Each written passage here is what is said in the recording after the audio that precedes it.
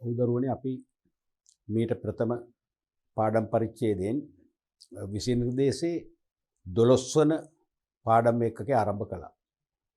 අපි මේ වන විට 12 ශ්‍රේණියට අදාළ මාතෘකා 11ම ඉතාම සාර්ථකව පුළුල් ලෙස සාකච්ඡා කරලා ඉවර කරලා අපි 12 වන එකකේ ආරම්භ කරා 13 වන ශ්‍රේණියේ පළවෙනි පාඩම ඔස්සේ. සහ අපි ඒ පරිච්ඡේදයේ කළමනාකරණය ගැන හොඳ අවබෝධයක් හොඳ ආරම්භයක් වුණ දුන්නා. කළමනාකරණයේ වැදගත්කම ගැන අපි කිව්වා. කළමනාකරණයේ සෑම තරාතිරමක ව්‍යාපාරවලට අපේ පෞද්ගලික ගෘහ කටයුතු වලට සෑම දෙයකටම වටිනා හොඳ මෙහෙවරක් කරන විෂයක් කියලා අපි කිව්වා. ඒ වගේම විශ්වවිද්‍යාල අධ්‍යාපනය ඇතුළු ඉහළ වෘත්තිමය අධ්‍යාපන අවස්ථාවලදී කළමනාකරණය කියන විෂයේ වටිනාකම අපි අවබෝධයක් ලබා දුන්නා. සහ කළමනාකරණය කියන්නේ කලට මනාවට වැඩ කරන විෂයක්. පුද්ගලයෙක් කලට මනාවට වැඩ කරන්න හුරු කරන පුද්ගලයෙක්ව මෙහෙවන විෂයක් කියලා අපි හඳුනාගත්තා.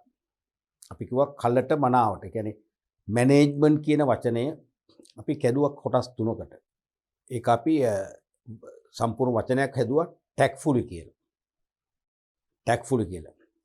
මෙන් කියන්නේ මිනිසුන්, ටැක්ෆුලි කියන්නේ උපායශීලීව, මැනේජ් කියන්නේ මෙහෙවන. ඒ කියන්නේ මිනිසුන් උපායශීලී ලෙස මෙහෙවීම. මිනිසුන් නැත්නම් සේවකයින් උපායශීලී ලෙස හැසිරවීම තමයි කළමනාකරණය කියලා කිව්වේ. මිනිස් චින්තනයේ වර්ධනය වෙලා මිනිසුන්ගේ වූමනාවන් පුළුල් වෙලා සංකීර්ණ වෙනකොට ඒ සංකීර්ණ වූ වූමනාවන් සපුරාලන්න විවිධ වූ භාණ්ඩ නිෂ්පාදනය කරන්න වෙනවා. නිෂ්පාදන විවිධාංගීකරණය කරන්න අවශ්‍යතාවය ඇති වුණා. ඒ අනුව තියෙන සම්පත් ටික ප්‍රමාණවත් නැති වුණා. ඒ නිසා සම්පත් හිඟකම කියන සංකල්පය එළියට ආවා. ඒ සම්පත් හිඟ වෙනකොට හිඟ සම්පත් වලින් උපරිම ප්‍රයෝජන ගැනීම පිණිස කළමනාකරණය කියන විෂය අවශ්‍යතාවය ඇති වුණා කියලා අපි කිව්වා. එහෙනම් කළමනාකරණය මගින් සේවකයින් හොඳින් මෙහෙවනවා. ඒ සේවකයන් ලවා හිඟ සම්පත් හොඳින් මෙහෙवला සංවිධාන ඉලක්ක ළඟා කර ගන්නවා කියලා අපි කිව්වා. තේරුණාද? ඊළඟට කළමනාකරණය කියන විෂය ගොඩනැගෙන්නේ සමෝදානිත විෂයක් වශයෙන් කියලා කිව්වා. කළමනාකරණය කියන විෂය ආරම්භය ගත්තම කළමනාකරණයේ විෂය ඉන්ටග්‍රේටඩ් කන්සෙප්ට් එකක්. ඒ කියන්නේ ආර්ථික විද්‍යාව, දේශපාලන විද්‍යාව, මනෝවිද්‍යාව, ගණිතය වැනි විශේෂේෂ්ඨ ගණනාවක සංකල්ප, දැනුම්, චින්තනයන් එක්කහු කරලා ඒකාබද්ධ කරලා ගොඩනගපු විෂයක්. ඒකයි සමෝදානිත විෂයක් කියලා කියන්නේ.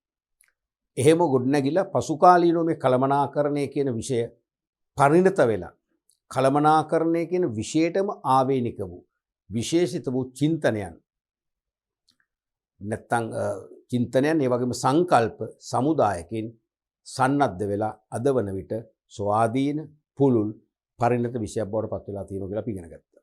ඒ විතරක් නෙවෙයි කළමනාකරණය කියන විෂය ගොඩනගන්න සංකල්ප වලින් දායකත්වයේ දීපු සෙසු විශේෂේෂ්ඨ පෝෂණය කරන්නට කළමනාකරණය අද ඍජුව සහාය වන විෂයක් බවට පත් වෙලා තියෙනවා. ඒ නිසා කළමනාකරණේ ඩිරෙක්ට් සපෝට් කන්සෙප්ට් එකක්. ඍජු සහාය සංකල්පයක් බවට පත් වෙලා තියෙනවා කියලා අපි ඉගෙන ගත්තා. මේ කියන විෂය, මේ කියන කළමනාකරණය කියන විෂය නැත්නම් මෙවලම මේක ඇතුළේ ආයුධයක් මෙවලමක්. කළමනාකරණය කියන මෙවලම මිනිස් සංවිධාන තුලින් තමයි ඇති වෙන්නේ කියලා අපි හඳුනාගත්තා. ඒක මිනිස් සංවිධානයක් කියලා කිව්වේ පොදු අරමුණක් ළඟා කර ගැනීම සඳහා පුද්ගල කණ්ඩායමක් ක්‍රමානුකූලව එකට ඒක රාශි වෙලා ක්‍රියාත්මක වෙනවා නම් ඒක තමයි මිනිස් සංවිධානයක් කියන්නේ. පොදු අරමුණක් ළඟා කර ගැනීම සඳහා මිනිසුන් කණ්ඩායමක් ලෙස එකට ඒක රාශි වීම තමයි සංවිධානයක් කියලා කියන්නේ. එවැනි සංවිධානයක මූලික ලක්ෂණ අපි තුනක් කිව්වා.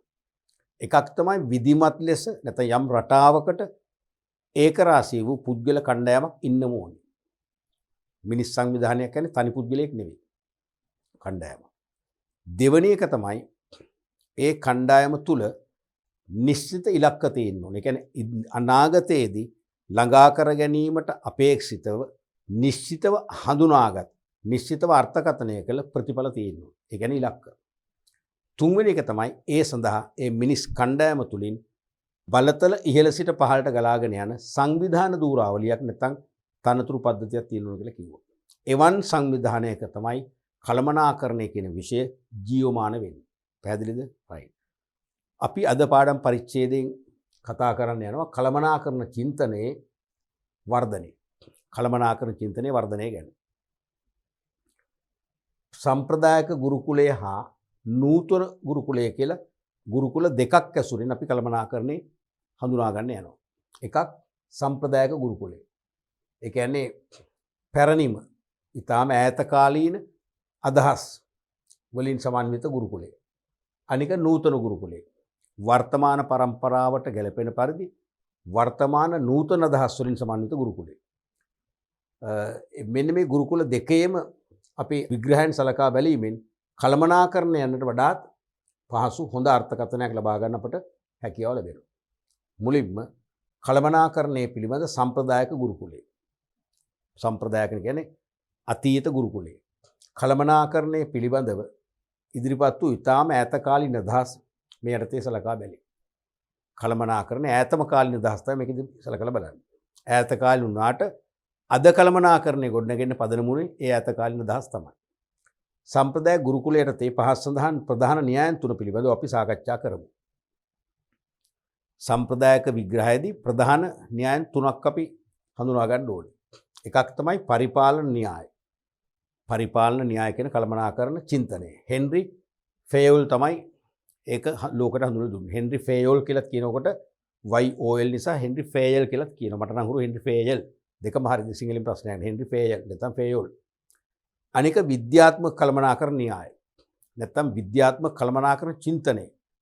FW ටේලර් කියන ඉංජිනේරු හඳුන්වලා දීපු විග්‍රහය. FW ටේලර් ෆෙඩරික් වින්ස්ලෝ ටේලර් කියන මේ ඉංජිනේරුවරයා. අනිත් එක නිලබලවාදය කියන න්‍යාය. මැක්ස් වෙබර්ගේ න්‍යාය. ওই න්‍යායන් තුන තමයි සම්ප්‍රදාය ගුරුකුලට එන්නේ. අපි මුලින්ම බලමු හෙන්රි ෆේල්ගේ පරිපාලන න්‍යාය. මේ ඉන්නේ හෙන්රි ෆේල් හෙන්රි ෆේල්ගේ ඇත්ත ඡායාරූපය අපි අතර ජීවතුන් අතර නැතත් අද ලෝකයේම කළමනාකරණයේ පියා වශයෙන් සලකන මහා කළමනාකරුව තමයි ওই රූපේ තියෙන්නේ. Henry fail. ආර්ථික විද්‍යාවේ පියා ඉන්නවනේ. කවුද? ඇඩම් ස්මිත් නේ. අලෙවිකරණයේ පියා කවුද? ෆිලිප් කොට්ලර්. ඒ වගේ කළමනාකරණයේ පියා කියන විරුදාවලිය හිමි කරගත ලේබලේ හම්බෙච්ච සංකේත ලැබිච්ච කෙනා තමයි හෙන්රි ෆේල්. මෙයාගේ න්‍යාය 1841ත් 1925ත් අතර කාල පරිච්ඡේදයට දිව යනවා. හෙන්රි ෆේල්ගේ ජීවන තොරතුරු අපි දැනගන්න කෙටියෙන් 1841 දී ප්‍රංශයේදී ඉපදෙනවා මෙයා. ප්‍රංශයේදී උපත ලබනවා. වයස අවුරුදු 19 දී කැනීම් ඉංජිනේරුවෙකු ලෙස සුදුසුකම් ලදී. ඒ කියන්නේ 1860 දී. තේරෙනවද? බොහොම කෙටි කාලෙක. ඒ කියන්නේ මෙයා බොහොම දක්ෂ ලෙස කියන්නේ ඩබල් ප්‍රොමෝෂන් ගහපු කෙනෙක්. මොකක්ද ඩබල් ප්‍රොමෝෂන් කියන්නේ? පහළ පන්තිවලදී යා කෙලින්ම පන්ති දෙකක් ඉක්මවා.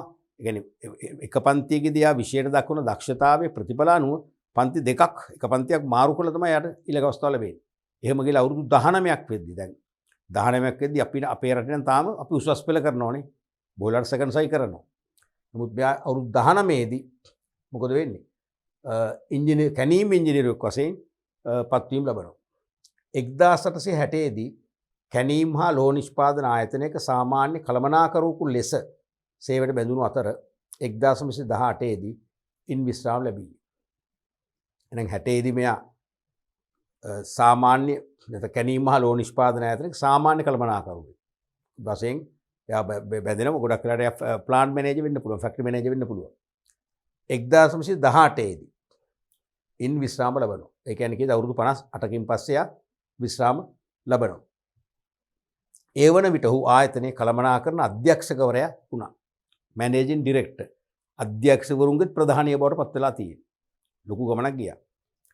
ඊළඟට ඔහු ආයතනයට බැඳෙන අවස්ථාවේදී එය පරිහානියටපත් වෙමින් තිබුණු නමුත් 1918 ඔහු විශ්‍රාම ගන්න අවස්ථාව වන විට ආයතනයේ මූල්‍යමය සහ අනිකුත් සියලුම අංගයන්ගෙන් ඉතාමත් ඉහළ සාර්ථකත්වයක් අත්පත් කරගෙන තිබුණා. පැහැදිලිද? මෙයා ආයතනයට සාමාන්‍ය කළමනාකරුවෙක් වශයෙන් පත්වීම ලබද්දී ඒ ආයතනයේ පරිහානියට පත්වෙච්ච අසාර්ථකත්වයට පත්වෙච්ච ව්‍යාපාරයක්. නමුත් 18 ඔහු විශ්‍රාම ගන්න අවස්ථාව වන විට ආයතනයේ මූල්‍යමය සහ අනිකුත් සියලුම අංගයන්ගෙන් ඉතාම ඉහළ තලයකට ආපු ඉතා සුපිරි ව්‍යාපාරයක් බවට පත් වෙලා තියෙනවා. පසු කාලීනව කළමනාකරණය පිළිබඳ උපදේශකයෙකු සහ ලේඛකයෙකු ලෙස ඔහු කටයුතු කළ අතර කළමනාකරුවෙකු ලෙස තමාගේ සාර්ථකත්වයට හේතු වූයේ තම පෞද්ගලික ගුණාංග නොවන බවත් එම සාර්ථකත්වයට හේතු වූයේ තමා අනුගමනය කරනු ලැබූ ප්‍රතිපත්ති සහ මූලධර්ම සමුදායක් බවත් ඒවා අනුගමනය කරන ඕනෑම පුද්ගලයෙකුට සාර්ථක කළමනාකරුවෙකු විය හැකි බවත් ඔහු ප්‍රකාශ කරන ලදී. වර්තමානයේදී කළමනාකරණයේ පියා ලෙස ගෞරවයෙන් ලෝක ප්‍රජාව විසින් මොහු සිහිපත් කරයි. එහෙනම් වර්තමානයේ කළමනාකරණයේ පියා කියන්නේ කවුද? හෙන්රි ෆේයර්. පරිපාලන න්‍යාය හඳුන්වා දීපු. එතකොට මෙයා පසුකාලීනව හොඳ කළමනාකරණ උපදේශකයෙක් වෙනවා. විශේෂයෙන්ම විශ්‍රාම යාමෙන් පස්සේ. ඇයි? එයා අවුරුදු 58ක කළමනාකරුවෙක්, ඉංජිනේරුවෙක් වශයෙන් වැඩ ජීවිතේ ඉහළ ගුණාත්මක භාවයක් ලබලා අධ්‍යක්ීම් සම්භාරයක් ලබලා එයාට අනාගත කළමනාකරණ ගමන් මඟ පිළිබඳ හොඳ දැක්මක් තිබුණ කෙනෙක් අපිට කිසිම සැකයක් නැහැ. තේරුණාද? අනාගත කළමනාකරණය කියන ගමන් මගේ චින්තනයේ රිද්මය ඔහු ළඟ තිබුණා. ඔහු ඒවා ලෝකයට දායාද කරනවා. පොත්පත් ගණනාවක් එයා ප්‍රකාශයටපත් කළා. තේරුණාද? එයා පැහැදිලිවම කියනවා තමාගේ සාර්ථකත්වයට හේතු වූයේ තම පෞද්ගලික ගුණාංග නෙවෙයි. තම පෞද්ගලික ගුණාංග නොවන බවත් වැදගත්ම දේ. එම සාර්ථකත්වයට හේතු වූයේ තමා අනුගමනය කරනු ලැබූ ප්‍රතිපත්ති සහ මූලධර්ම සමුදායක් බව. තේරුණාද? තමන්ගේ පෞද්ගලික ගුණාංග නෙවෙයි. තමාගේ පෞද්ගලික ආකල්ප, සිතුම් පැතුම්, තමන් වැඩ කරන විදියව නෙවෙයි. තේරුණාද? ඒ ව්‍යාපාරයේ සාර්ථකත්වයට හේතුනේ තමා අනුගමනය කරනු ලැබූ ප්‍රතිපත්ති සහ මූලධර්ම සමුදාය. ඔහු විසින් අනුගමනය කරපු දර්ශනයන්. ඒ වගේම මූලධර්ම සමුදායක් තමයි සාර්ථකත්වයට හේතු වුනේ. ඒවා අනුගමනය කරන ඕනෑම පුද්ගලයෙකුට හෝ ව්‍යාපාරයකට සාර්ථක වෙන්න පුළුවන්. නැත්නම් සාර්ථක කළමනාකරුවෙකු වෙන්න පුළුවන් කියලා ලෝකයට අවධාරණය කළා. පැහැදිලිද? ෆේයර්ගේ දර්ශනය වෙන මෙහෙමයි තියෙන්නේ. එයා දැන් කියනවනේ එයා අනුගමනය කරපු ප්‍රතිපත්ති සහ මූලධර්ම සමුදායක් මතින් තමයි ව්‍යාපාරයේ සාර්ථකත්වයටපත් වෙන්නේ. ඒ ප්‍රතිපත්ති හා මූලධර්ම අනුගමනය කරන ඕනෑම කෙනෙක් සාර්ථක කළමනාකරුවෙක් වෙනවා. ඒ කළමනාකරුවා ක්‍රියාත්මක වන ඕනෑම ආයතන අතර ප්‍රමුඛතම ආයතනයක් බවට පත් වෙනවා. සාර්ථකත්වය කරා ගමන් කරනවා. මොකක්ද යාගේ දර්ශනය? ෆේයර් විසින් ව්‍යාපාරික ආයතනයක් සාර්ථක වීම සඳහා ඉටු විය යුතු මූලික අවශ්‍යතා තුනක් හඳුනා ගන්නා ලදී. ව්‍යාපාර ආයතනයක් සාර්ථක වෙන්න මූලික අවශ්‍යතා තුනක් අවධාරණය කරනවා. එකක් තමයි ව්‍යාපාරයක් විසින් ඉටු කරන කාර්යය. තේරුණාද? අනිත් එක තමයි කළමනාකරුවන් විසින් ඉටු කරන කටයුතු. ඒ කියන්නේ කළමනාකරන මූලිකාංග, elements of management. අනිත් එක තමයි කළමනාකරුවන් කටයුතු කළ යුතු ආකාරය. කළමනාකරුවන් කටයුතු කළ යුතු ආකාරය. ඒ කියන්නේ කළමනාකරන මූලධර්ම. මෙන්න මේ වගේ කාරණා තුනක් තමයි මේ ෆේයර්ගේ කළමනාකරන දර්ශනය තුල තියෙන සාරය නැත්නම් ක්‍රීම් එක වෙන්නේ. මෙන්න මේ සාරය අපිට ඇබ්සෝබ් කරගෙන අපේ ව්‍යාපාරයේ තුල දිගහැර ගන්න පුළුවන් නම් අපේ ව්‍යාපාරයේද ඉතා ඉහළ තැනකට නැත්නම් ඉතා ක්‍රියාශීලී කාර්යක්ෂම හා සඵලදායී ව්‍යාපාරයක් බවට පත් කරගන්න පුළුවන්. පැහැදිලිද? මොකද මේ කියන්නේ පළවෙනි එක ව්‍යාපාරයක් විසින් ඉටු කරන කාර්යයක්. දැන් ව්‍යාපාරයක් විසින් ඉටු කළ යුතු කාර්යයන් තියෙනවානේ. දැන් ව්‍යාපාරයක් සේවකයන්ට පහසුකම් දෙන්නේ නැත්නම් ඒ සේවකව වැඩ කරන්නේ නැහැ. සේවකයන් දවසේ පැය 8ක් හෝ 9ක් හෝ 10ක් වැඩ කරනවා. ඒගොල්ලන්ට දිවා ආහාරය ගන්න ඕනේ. ගස් යට ගල් උඩ දිවා ආහාරය ගන්න බෑනේ. ඒ දිවා ආහාරය අරගෙන පොඩි විවේකයක් ගන්න තැනක් තියෙනවා. අඩු ගන්න විවේකාගාරයක්. මේ රෙස්ට් රූම් එකක් තියෙනවා. ඒවට පානීය ජල පහසුකම් සපයන්න ඕනේ. ආලෝකය සපයන්න ඕනේ. මනා වාතාශ්‍රය ඇති කරන්න ඕනේ. එක්කෝ විදුලි පංකා මගින් නැත්නම් වායු සමන පහසුකම් මගින්. මනා ආලෝකය මනා වාතාශ්‍රය සහිත සනීපාරක්ෂක පහසුකම් ඇති තේරෙනවද? වැසිකිලි කැසිකිලි පහසුකම් ඇති විවේකාගාරයක් තිබුණොත් තමයි සේවකයෝ ඉතා උනන්දුවෙන් වැඩ කරලා නිදහසේ විවේක සුවයෙන් කෑම අරගෙන චූටි විවේකයක් අරගෙන නැවත ඒගොල්ලන්ගේ වැඩ ස්ථාන කරා වැඩ කරන්න දුවන්නේ එතකොටයි. එහෙම නැත්නම් ඒ සේවකයෝ මන්දගාමී වෙනවා, පසුගාමී වෙනවා. තේරෙනවා ඒක පැත්තක්. අනිත් එක තමයි ව්‍යාපාරයක් විසින් ඉටු කරන කාර්යනිකම ඒක ඒ කියන්නේ හිත කර වැඩ පරිසරය. දැන් මම මෙතන මෙහෙම ලකුණක් දාන්නම්කෝ. මේක කියන්නේ එතකොට එකක් තමයි හිත කර වැඩ පරිසරයක්. හිත කර වැඩ පරිසරයක්. ඒක ව්‍යාපාරයක් කරන්න ඕනේ. ඒක කළමනාකරණ කරන්න බෑනේ. සැකසීම. හිත කර වැඩ පරිසරයක් සැකසීම. තේරෙනවද? දැන් කළමනාකරුව කොච්චර දක්ෂ වුණත් සේවකයන් එක්ක සහයෝගයෙන් වැඩ කළ හැකි කෙනෙක් වුණත් සේවකයන්ට මඟ පෙන්වන්න හැකියාව තිබුණත් සේවකයන්ට හිතකර වැඩ පරිසරයක් නැත්නම් සේවකව වැඩ කරන්නේ නැහැ. එහෙනම් හිතකර වැඩ පරිසරයක් ව්‍යාපාර විසින් සකසා දුන්නොත් කළමනාකරුවට පුළුවන් ඉතුරු හරිය බලා ගන්න. තේරෙනවද? දෙවෙනි එක තමයි ප්‍රමාණවත් වැටු. හා පාරිශ්‍රමික රිමුනරේෂන්ස් පාරිශ්‍රමික ලබා දෙන්න ඕනේ. දැන් හිතකර වැඩ පරිසරයක් සකස් කරනවා. අපි හිතමු සෑම සේවකයෙකුටම වෙන් වූ තනි කාමර ලබා දෙනවා. ඇඳකුත් ලබා දෙනවා ඕන. වායු සමන පහසුකම් තියෙනවා. ටීවී එකක් දෙනවා. තේරෙනවද? සමහර සේවකයන්ට නවාතැන් පහසුකම් නොමිලේ සපයනවා. ඒ සීළු පහසුකම් දීලා. හැබැයි පඩි ගෙවන්නේ. ඊටාම අඩු පඩියක් ගෙවන එකත් හරියන්නේ නැහැ. එහෙනම් සේවකයාගේ වැය කරන ශ්‍රමයට සරිලන්නා වූද ජීවන වියදමට ගැලපෙන්නා වූද වැටුප් ලබා දෙන්න ආයතන ක්‍රියාත්මක වෙන්න ඕන. වැටුපක් කියලා අපි අර වැටුප් ගෙව්ව කියලා නමට මුල් බෙදීමක් දෙලා හරියන්නේ නැහැ. තමන්ගේ කුටුම්බයක් තියෙනවා, පවුලක් තියෙනවා. ඒ පවුලේ වුමනා අවශ්‍යතා වුමනා තියෙනවා. ආහාර පාන, ඇඳුම් පැළඳුම්, දරුවන්ගේ අධ්‍යාපනය, සෞඛ්‍ය, ප්‍රවාහන වියදම් මෙන්න මේ සඳහා දරා ගන්න පුළුවන් වැටුපක් දෙන්න ඕන. ඒක තමයි ප්‍රමාණවත් වැටුපක් කියන්නේ. තේරෙනවද? ඒක සාධාරණ වෙන්නත් එපයි. වැටුප් පහ පාරිශ්‍රමික. මේ පාරිශ්‍රමික කිව්වම වැටුප් වට එහා ගිය සංකල්පයක්. වැටුප කියන්නේ සේවකයාගේ තනතුර අනුව වැය කරන ශ්‍රමයට දෙන ප්‍රතිලාභයනේ. පාරිශ්‍රමික කිව්වම ඒකත් අයිති. වැටුපත් අයිති. හරිද?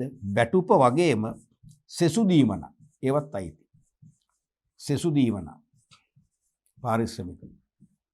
සමහරට සේවකයෝ අමතර වැඩ කරනවා අතිකාල දෙන්නවා. අතිකාල දීමන ඕවර් ටයිම් පේමන්ට් එකක් කරනවා. ඒකයි තියෙන පාරිශ්‍රමික වලට.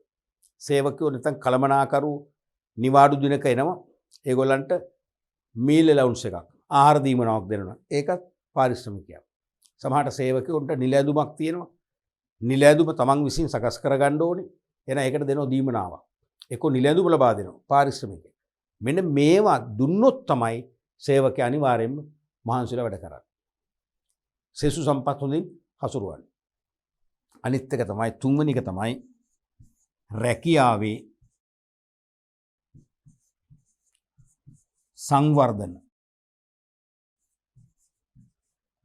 සංවර්ධනයට අවස්ථා උදා කිරීම. තේරුණාද? රැකියාවේ සංවර්ධනයට අවස්ථා උදා කරන්නත් ඕනේ. ඔබ පිළිගන්නවා ඔබ තව වසර කීපයකින් රැකියා කරන ලෝකෙට යයි. ඔබ රැකියාවකට යන්නේ කළමනාකරුවෙක් වශයෙන් නම් ඔබ ඉවත් වෙන්නත් කැමති කළමනාකරුව වශයෙන්ම නැහැ. ඔබ පාසලක උපගුරුවරයෙක් වශයෙන් බැඳිලා විශ්‍රාම යන්නේ උපගුරුවරයෙක් වශයෙන්ද කැමති දෙයකට කැමති නැහැ. ඔබ කිසියම් ව්‍යාපාරයක අපේ හිතමු ලිපිකරුවෙක් වශයෙන් ගිණුම් ලිපිකරුවෙක් වශයෙන් ගිහිල්ලා විශ්‍රාම යන්න බලන්නේ ගිණුම් ලිපිකරුවෙක් වශයෙන්ද නැහැ. ඔබ කැමති ඊට වඩා ඉහළ තනතුරකට යන්න. මෙවැනි පසුබිමක් ව්‍යාපාරයකට නිර්මාණය කරන්න පුළුවන් නම් එවැනි පරිසරයක් සහිත ව්‍යාපාරයකට පුළුවන් කළමනාකරුවෙකුට සේවකයින් හොඳින් මෙහෙवला සේවකයන් ලවා සීමිත සම්පත් මැනවින් හසුරුවන්න. පැහැදිලිනේ? ඊළඟට දෙවෙනි කාරණේ කළමනාකරුවන් විසින් ඉටු කරන කටයුතු තියෙනවා. ඒ කියන්නේ කළමනාකරන මූලිකාංග. මම ඒකට මෙන්න මේ ලකුණු දාන්නම්. මෙන්න මේ ලකුණු. දාලා මම එකට දෙක කියනකො අදහස.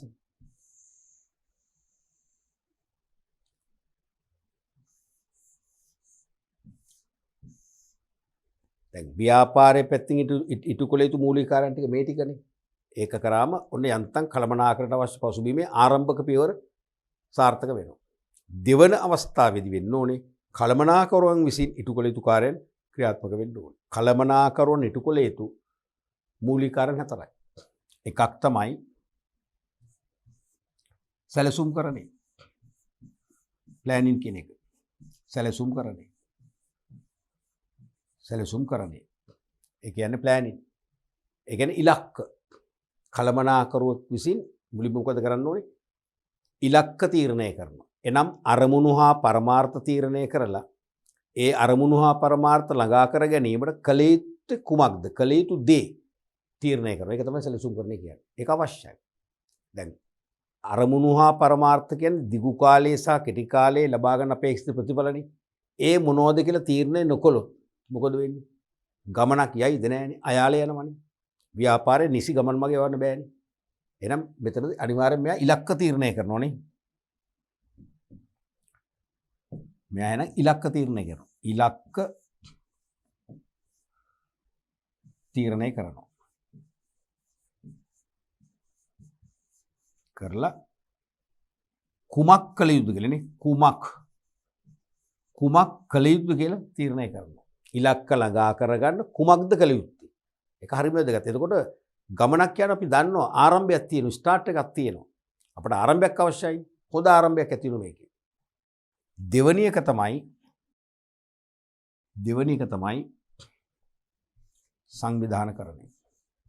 ඒකත් කළමනාකරුවෝ විසින් කරන්න ඕන දෙයක්. සංවිධානකරණය. ඕගනයිසිං.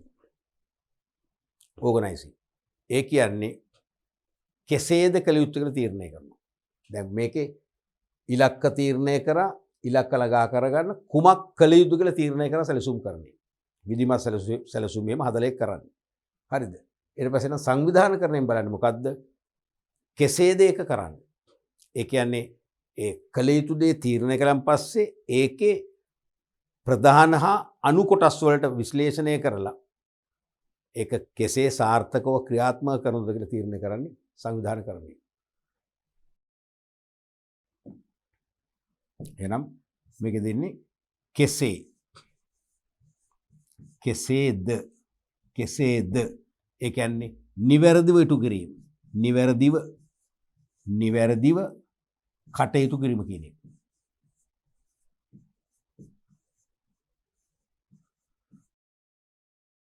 නිවැරදිව කටයුතු කිරීම කියන එක. තුන්වෙනි එක තමයි මෙහෙයවීම.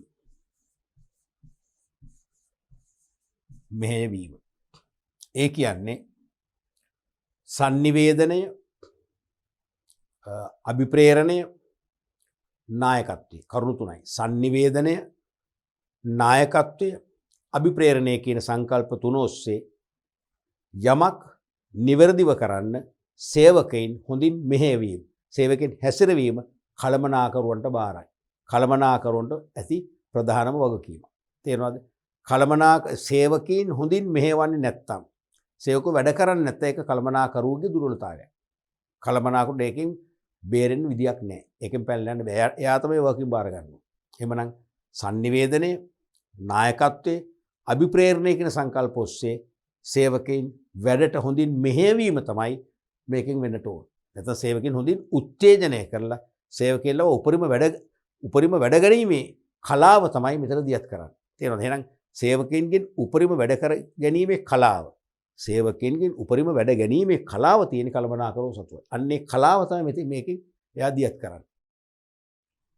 එහෙමනම් මේකෙන් එන්නේ මෙහෙයවීම දෙන්නේ සේවකයන්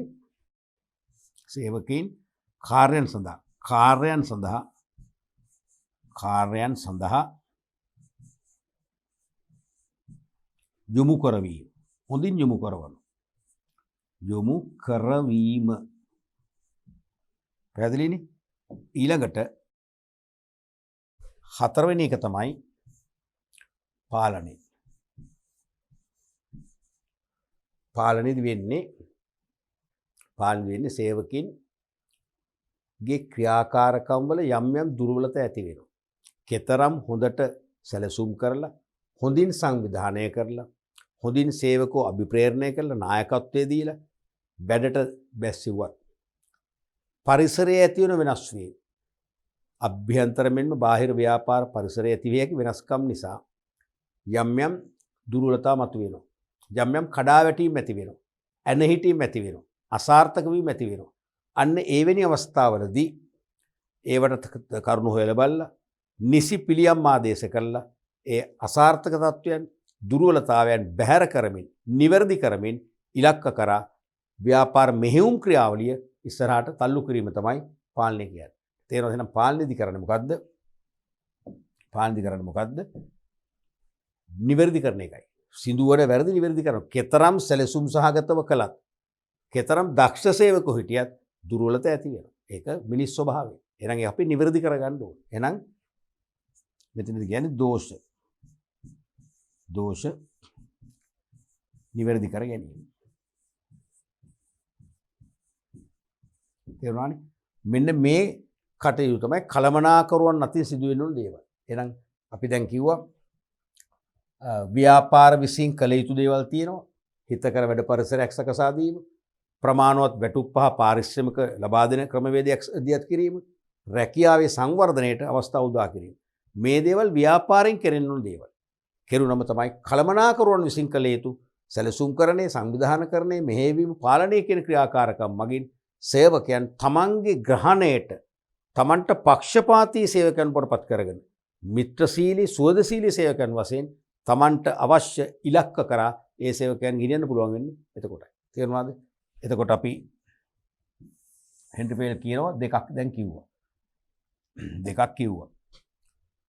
එකක් ව්‍යාපාරයක් විසින් ඉටු කරන කාර්යයන්, අනිත් එක කළමනාකරුවන් විසින් ඉටු කරන කටයුතු. තුන්වෙනි එක කළමනාකරුවන් කටයුතු කළ යුතු ආකාරය. ඒ කියන්නේ කළමනාකරන මූලධර්ම.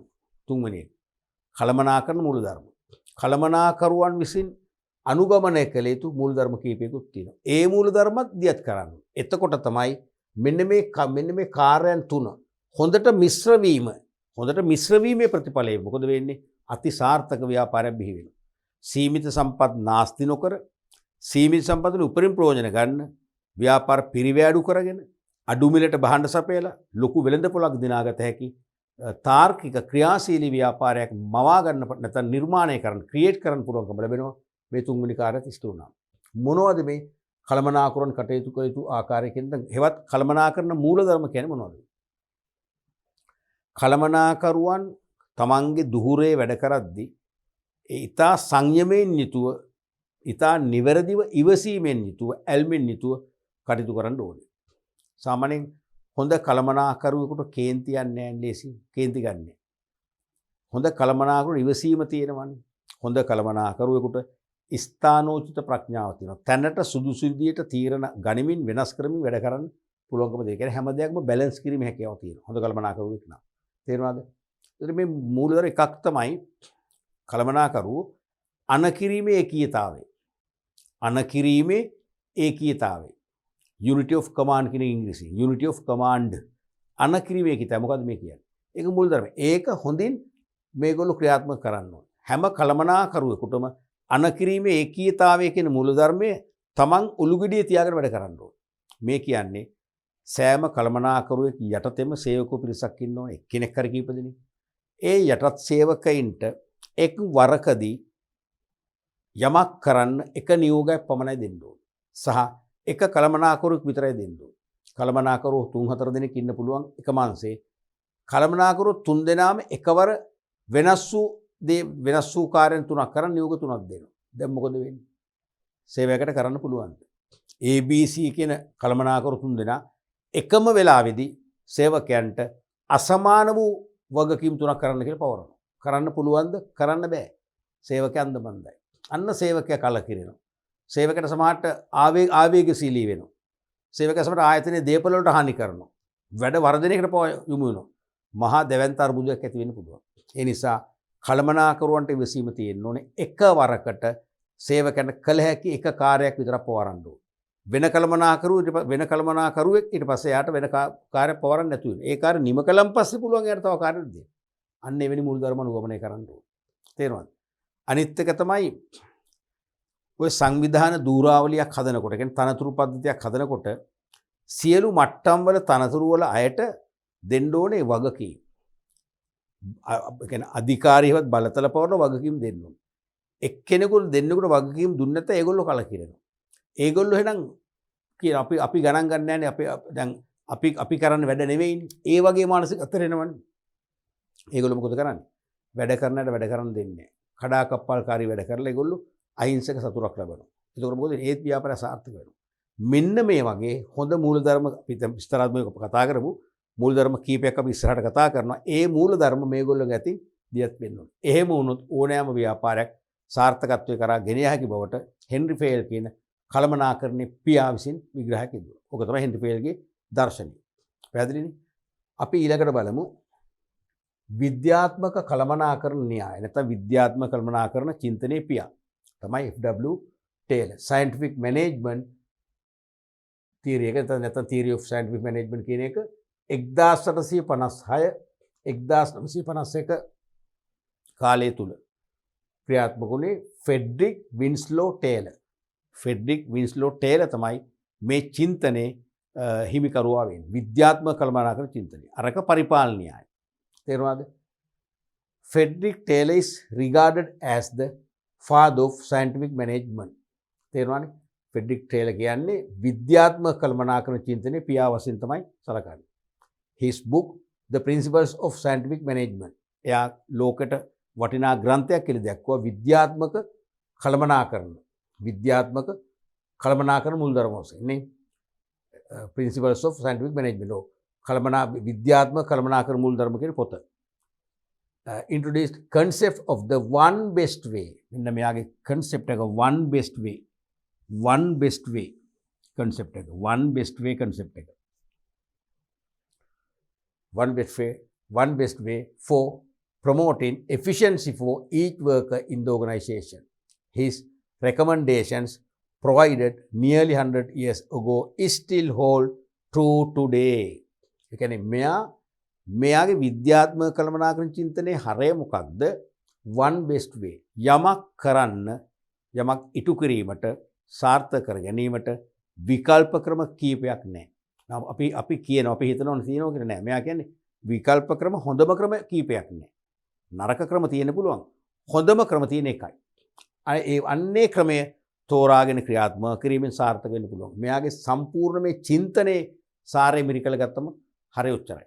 තේරුණා? මෙයා කියන්නේ යමක් කරන්න හොඳම ක්‍රම තියෙන එකයි. හොඳම ක්‍රම දෙක තුනක් නෑ, විකල්ප නෑ. හොඳම ක්‍රම එකයි තියෙන්නේ. ඒ හොඳම ක්‍රමය හරියට නිවැරදිව තෝරාගෙන තීරණය කරලා ක්‍රියාත්මක කරොත් සාර්ථක වෙන්න පුළුවන්. ඒතොර මේ න්‍යාය දැන් වර්ෂ 100කට එහා පැරණි. 100කට එහා පැරණි වුණත් අදටත් මේ න්‍යාය සත්‍යයි කියලා මේ කියන අන්තිමට කියන්නේ තේරෙනවද? nearly 100 years ago still hold true today. අද දක්වාත් මේක සත්‍යයි. අපි බලමු මෙයා සුවිශේෂී තැනැත්තෙක්. F.W. ටේලර්ගේ ජීවන තොරතුරු. F.W. ටේලර්ගේ ජීවන තොරතුරු. දැන් මෙයාගේ ජීවන තොරතුරු බලද්දි තේරෙයි මෙයා සුපිරි කළමනාකරු, සුපිරි තරුවෙක්. කළමනාකරණ ලෝකේ දික්විජය කළ සුපිරි තරුවක්. මොකද සෙසු කළමනාකරුවන් ඉගෙන ගත්ත අය, විශ්වවිද්‍යාල අධ්‍යාපනයක් ලැබුව අය. තේරුණාද? මේ කියන සුපිරි කළමනාකරුවා නිකන් නෙවෙයි, ලෝකේ විද්‍යාත්මක කළමනාකරණ චින්තනයේ හිමිකරුවා, අයිතිකරුවා නේ. හිමිකරුවා ඒ වගේ ඉහළ අධ්‍යාපනයක් ලැබුවේ නැහැ. ලැබුවේ නැතුව එයා ඉංජිනේරුවරයෙක් වෙනවා. එයා උසස් අධ්‍යාපනයක් නැතුවත් ඉංජිනේරුවරයෙක් වෙනවා. දැන් මම විශ්වවිද්‍යාල අධ්‍යාපන ලැබෙන කාලේ 3 වන වසරේදී අපිට අපි බොහොම අමාරු ඉගෙන ගත්තේ. ඔබට වගේ මූල්‍යමය පහසුකම් අපිට තිබුණේ නැහැ ඒ කාලේ. මම උපාලි මෝටර් සමාගමේ తాවකාලික රැකියාවක් කරා. ඒ කියන්නේ උපාලි සමාගමේ අර මැස්ඩ සහ ෆියට් කාර් ගහපු කම්පැනි. මම යනකොට ඒ කාර් හදන්න ඇසෙම්බල් කරන්න එක නවත්තලා මේන්ටනන්ස් ඩිපාර්ට්මන්ට් නැත්නම් ගරාජයේ වශයෙන් වාහන දහස් ගාණක් ඒ ගෲප් එකේ තියෙන ඒ වාහන දහස් ගාණම අලුත් වැඩියා කරන. සේවා සපයන ආයතන බවට පත් වෙලා. ඒ ආයතනයේ හිමිකරුවාගේ නිවසේ සහයෝගයට ආපු දරුවෙක් ඒ කාලේ. එයා ඉතින් තුරුණුවේට ඇවිල්ලා ඒ හිමිකරුවා සමග ඒ ෆැක්ටරියට වරින් වර ආවා. එයාට තාසි දුන්නා. එයාත් රැකියාව කරන්න දැවුවා. කමක් නැහැ එන්න කිව්වා. එහෙම ඇවිල්ලා එයා ඒ රැකියාවට සම්බන්ධ වුණා.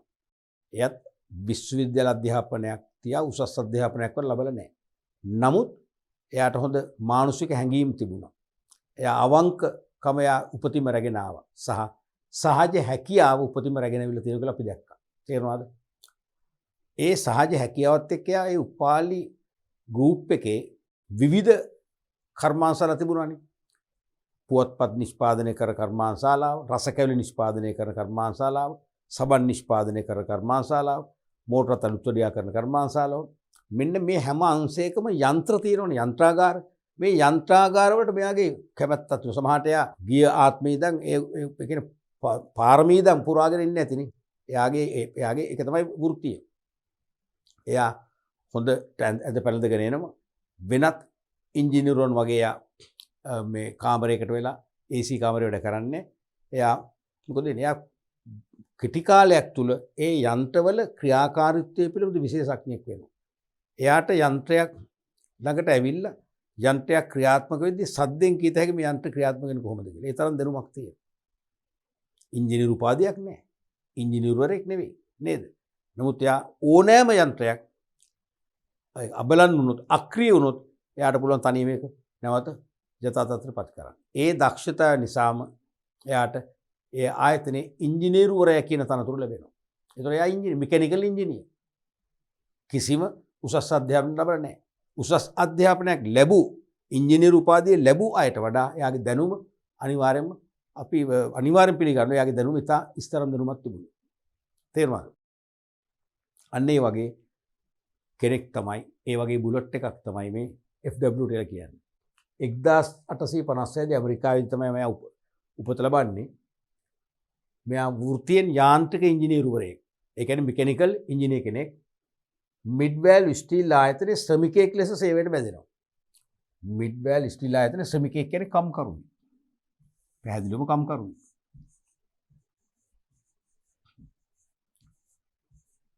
කම්කරුවෙක්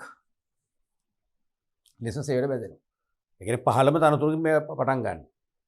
බැඳුණු අතර ඉතාම කෙටි කාලයක් තුළදී ආයතනයේ විධායක ඉංජිනේරු තනතුරු දක්වා උසස් වෙනවා. එක්සිකියුටිව් ඉංජිනේර කෙනෙක් වෙනවා. එක්සිකියුටිව් ඉංජිනේර කෙනෙක් වෙනවා. EE කෙනෙක්, එක්සිකියුටිව් ඉංජිනේර කෙනෙක්. තේරුණාද?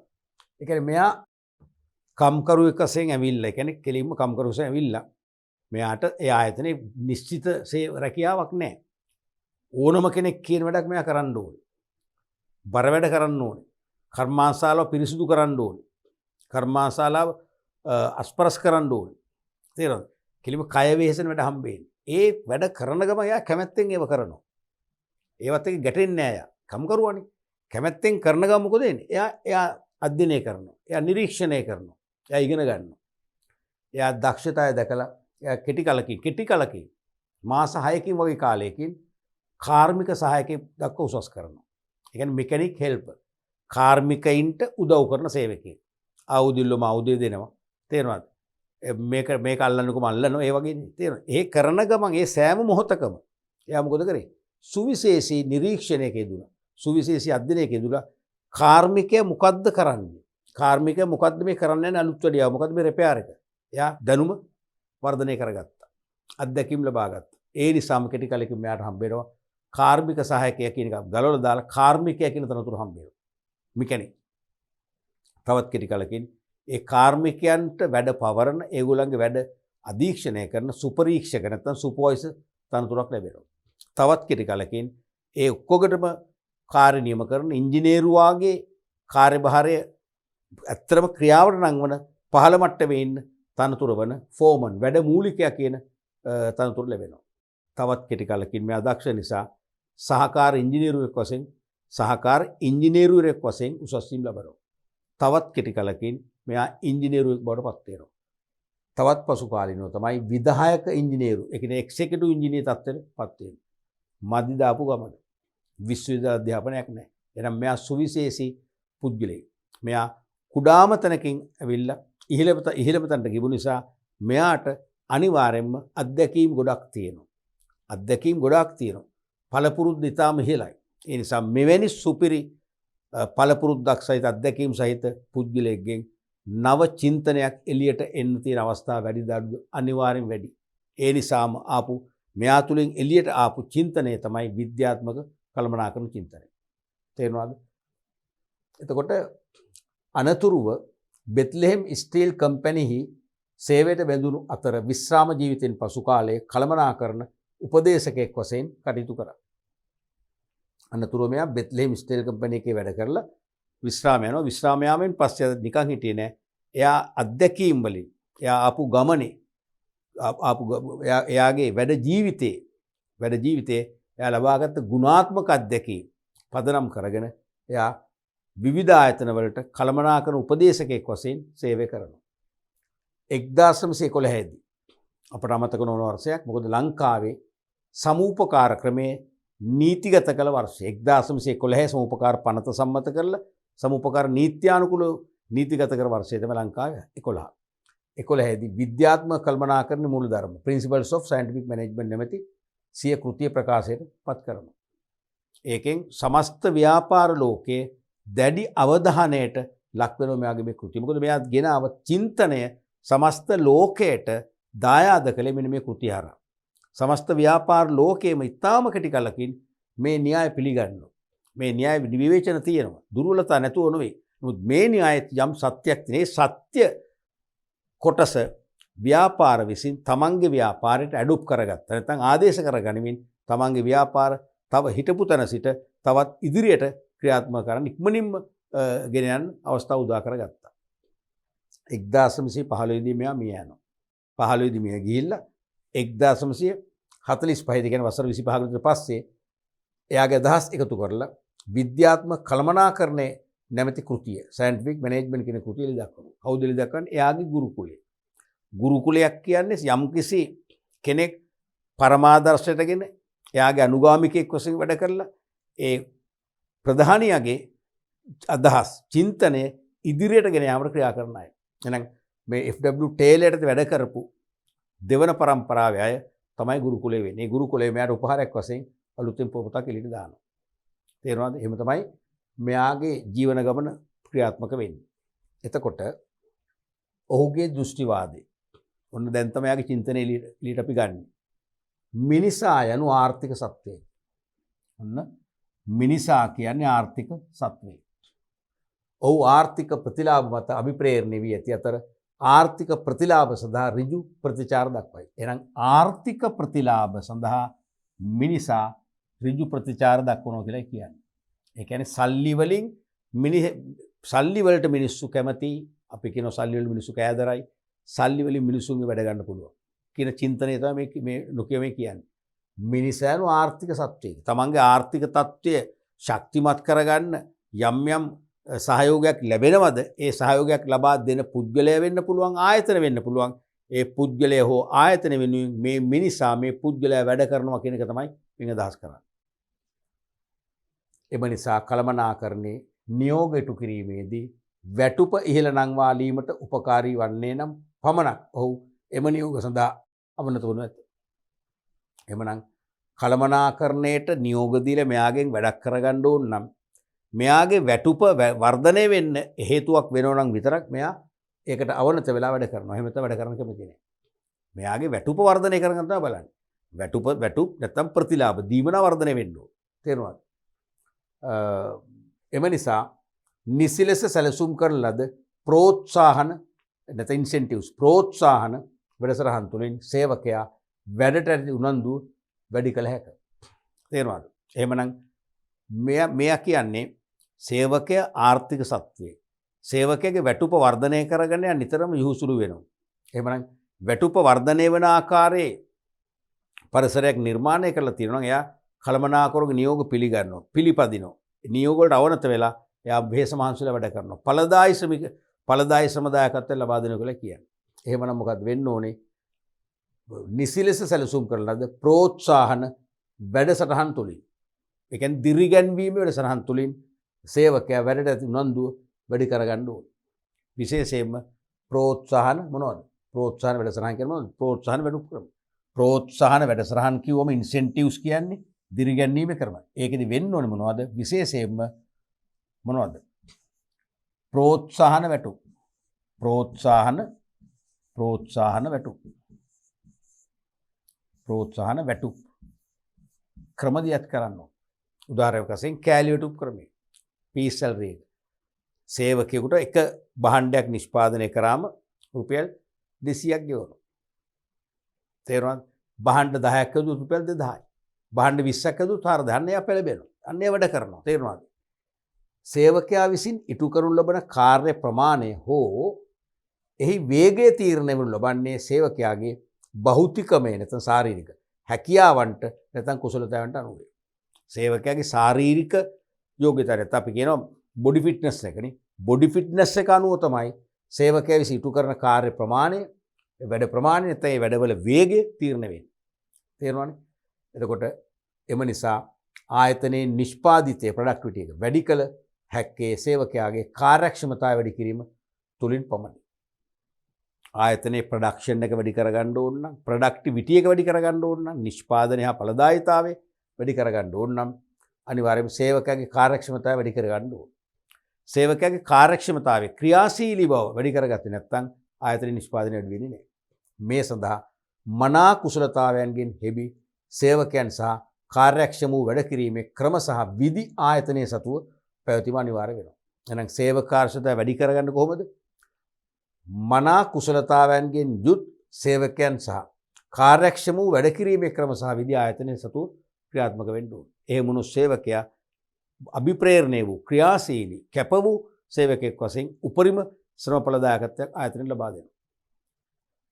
එතකොට නමුත් බොහෝ විට කළමනාකරුවන් සිය කාර්යයන් ඉටු කිරීමේදී යොදාගන්නේ වැරදි සහගත ක්‍රමයන්ය. එසේම සිය කාර්යයන් ඉටු කිරීමේදී සේවකයන් සිය උපරිම හැකියාවන් යොදාගනු නොපෙනේ. මෙහෙම කිව්වට බොහෝ විට කළමනාකරු සිය කාර්ය ඉටු කිරීමේදී යොදාගන්නේ වැරදි සහගත ක්‍රම. තේරුණාද? එසේම සිය කාර්යන් ඉටු කිරීමේදී සේවකයන් සිය උපරිම හැකියාවන් යොදාගන්නේ නැහැ. කළමනාකරුවන් යොදාගන්න වැරදි ක්‍රම නිසාම සේවකයා උපරිම ලෙස තමන්ගේ ශ්‍රමදායකත්වයේ ව්‍යාපාරයේ මෙහෙයුම් ක්‍රියාවලියට ලබා දෙන්නේ නැහැ. මොකද හේතුව කළමනාකරු කරන වැරදි වැඩ නිසා. මේ සඳහා බොහෝ විට හේතු වන්නේ නිෂ්පාදනයේ වැඩි කිරීම සිය රැකියා අහිමිවීමකට යොමු වෙතයි යන අනිසිබී. තේරුණාද?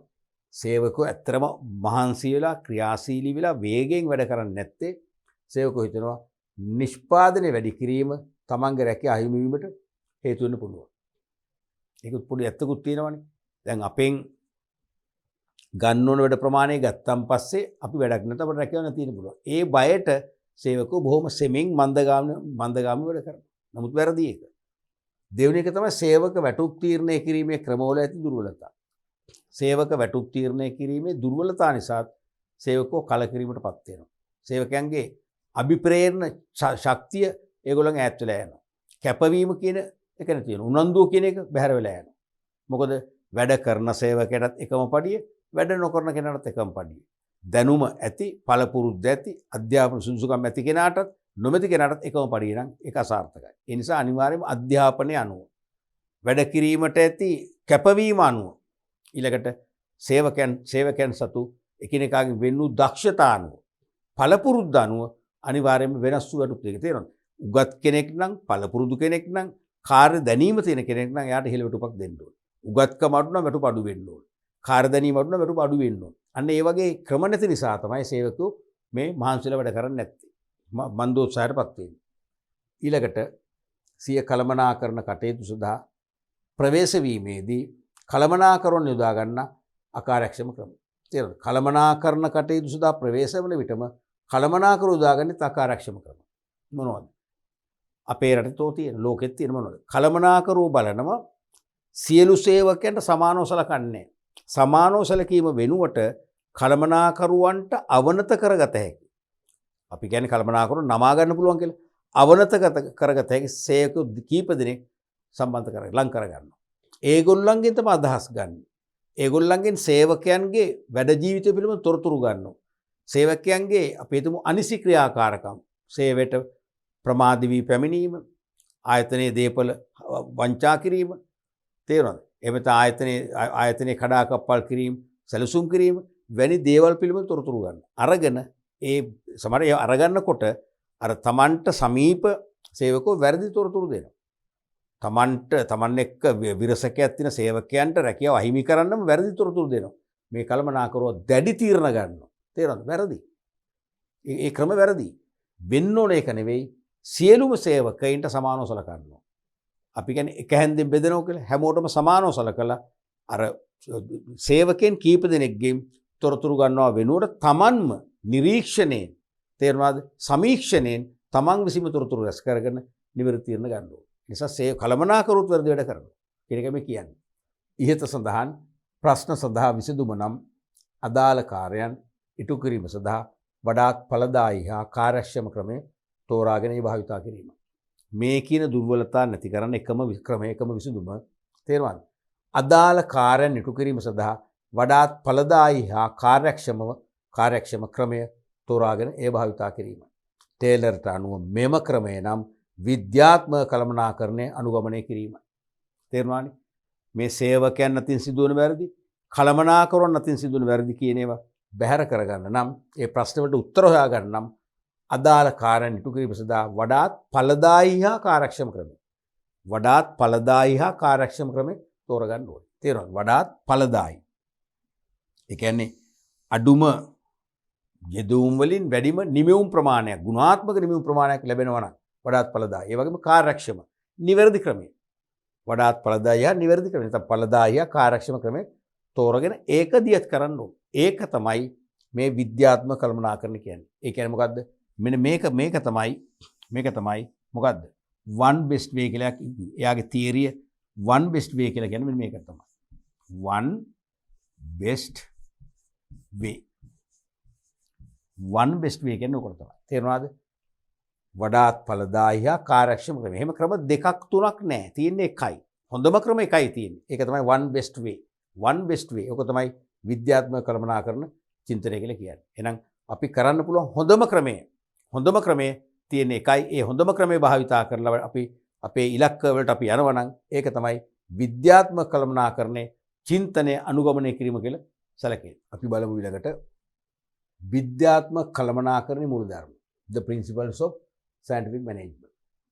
විද්‍යාත්මක කළමනාකරණයේ මූලධර්ම 4ක් F.W. ටේලර් ලෝකෙට හඳුන්වලා දීලා තියෙනවා. ඒ මූලධර්ම අනිවාර්යයෙන්ම ක්‍රියාත්මක වුණොත් තමයි විද්‍යාත්මක කළමනාකරණය කියන ශිල්ප ක්‍රමයෙන් අපිට ප්‍රයෝජන ගන්න පුළුවන් වෙන්නේ. නැත්නම් වැඩක් නැහැ. පළවෙනි එක තමයි දැන් කියන්නේ one best way නේ. ඒ කියන්නේ ඵලදායී හා කාර්යක්ෂම ක්‍රමය තෝරගන්න. නැත්නම් one best way කරන්න පුළුවන් හොඳම ක්‍රමය. යමක් කරන්න පුළුවන් හොඳම ක්‍රමය තෝරගන්න. හොඳම ක්‍රමය දියත් කරන්නේ. හොඳම ක්‍රමයේ තුල අන්තර්ගත වෙන්න ඕන ගුණාංග තමයි මේ කියන්නේ. තේරෙනවද? one best way කියන තියරි එක තුල අන්තර්ගත වෙන්න ඕන ක්වොලිටිස් තමයි මුල් ධර්ම කියලා කියන්නේ. එකක් තමයි වැඩ කිරීමේ විද්‍යාත්මක ක්‍රමය හඳුනා ගැනීම හා වර්ධනය. වැඩ කිරීමේ විද්‍යාත්මක ක්‍රමය හඳුනා ගැනීම වර්ධනය. ඒ කියන්නේ මොකද්ද? යම්කිසි කාර්යයක් අපේක්ෂිත ආකාරයෙන් ඉටු කරගන්න. දැන් කාර්යයක් ඉටු කරගන්නම් වාල් ඉටු කරගන්න නෙවෙයි අපේක්ෂිත ආකාරයෙන් ඉටු කර ගැනීමට හැකි හොඳම ක්‍රමය.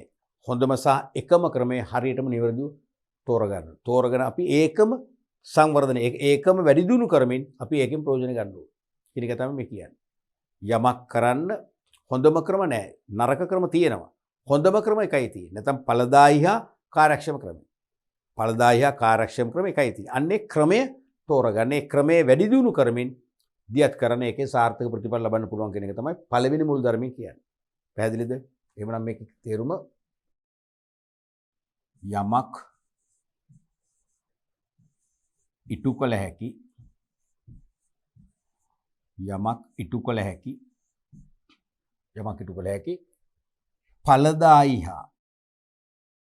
ඵලදායී හා කාර්යක්ෂම නිවැරදි කාර්යක්ෂම ඵලදායී හා කාර්යක්ෂම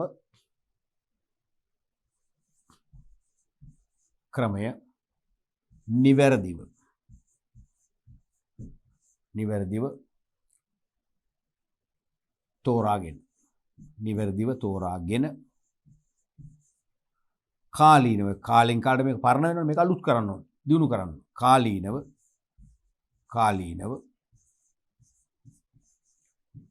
වැඩි දියුණු කරමින් භාවිතා කළ යුතු බව